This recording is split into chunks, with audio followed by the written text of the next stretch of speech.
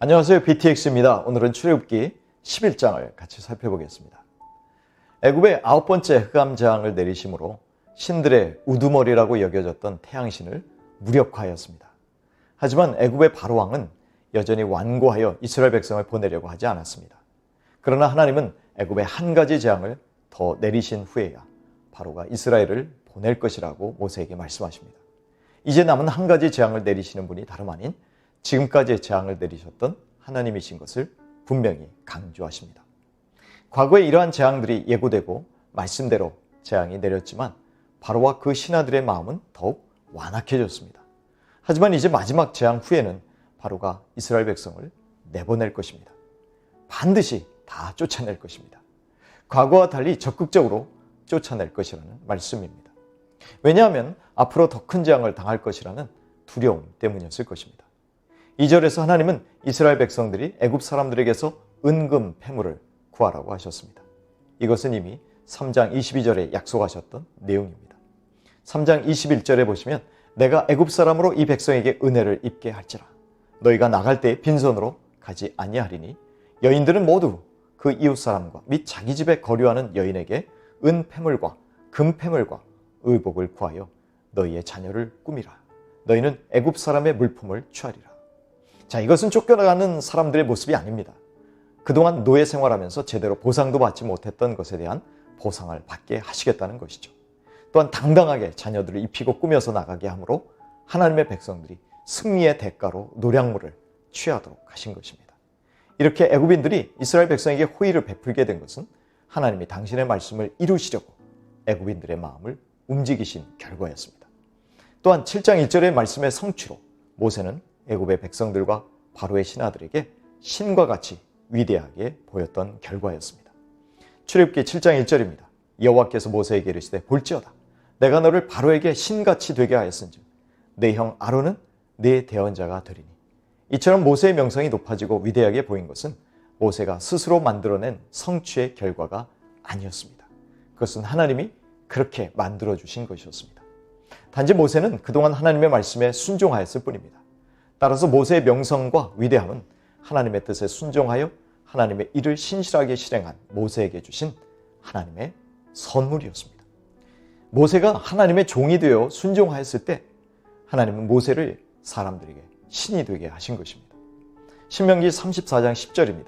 그 후에는 이스라엘에 모세와 같은 선지자가 일어나지 못하였나니 모세는 여호와께서 대면하여 아시던 자요 여호와께서 그를 애굽 땅에 보내사 바로와 그의 모든 신하와 그의 온 땅의 모든 이적과 기사와 모든 큰 권능과 위엄을 행하게 하시매 온 이스라엘의 목전에서 그것을 행한 자이더라.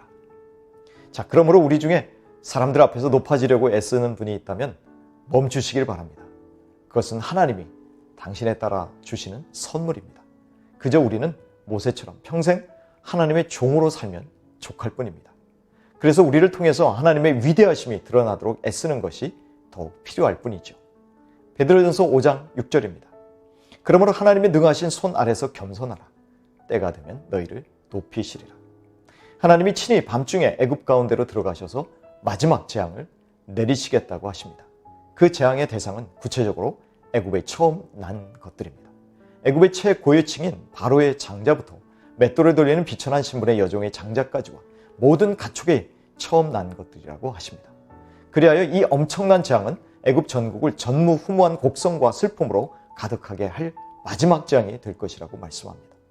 그러나 반면에 이스라엘 자손에게는 환경에 예민한 개마저도 전혀 미동하지 않을 정도로 사람이나 짐승 한 마리도 작은 상처나 피해를 입지 않게 보호하시겠다고 하십니다. 그리하여 하나님이 이스라엘 백성을 구별하셔서 은혜의 날개 아래 있음을 애굽 천하에 보여주시겠다는 것입니다. 그 결과 바로의 모든 신하가 두려움에 떨면서 모세에게 나와서 이스라엘의 모든 백성을 데리고 나가달라고 간청할 것이라고 하십니다. 이렇게 장자의 죽음은 지금까지의 재앙들과 달리 치명적인 것이었습니다. 귀한 사람의 생명이 죽어나갔고 장자라고 하는 온 인류의 힘의 상징이며 대표가 죽었기 때문입니다. 또한 당시 애굽의 어떤 동물들이 신성시 여겨졌는데요. 그 동물들의 초태생이 죽는다는 것은 애굽인의 종교심에 심대한 타격을 주는 사건이었기 때문입니다. 이처럼 하나님은 애굽에게 더 강력한 기적을 더하심으로 치명적인 타격을 가하실 것입니다.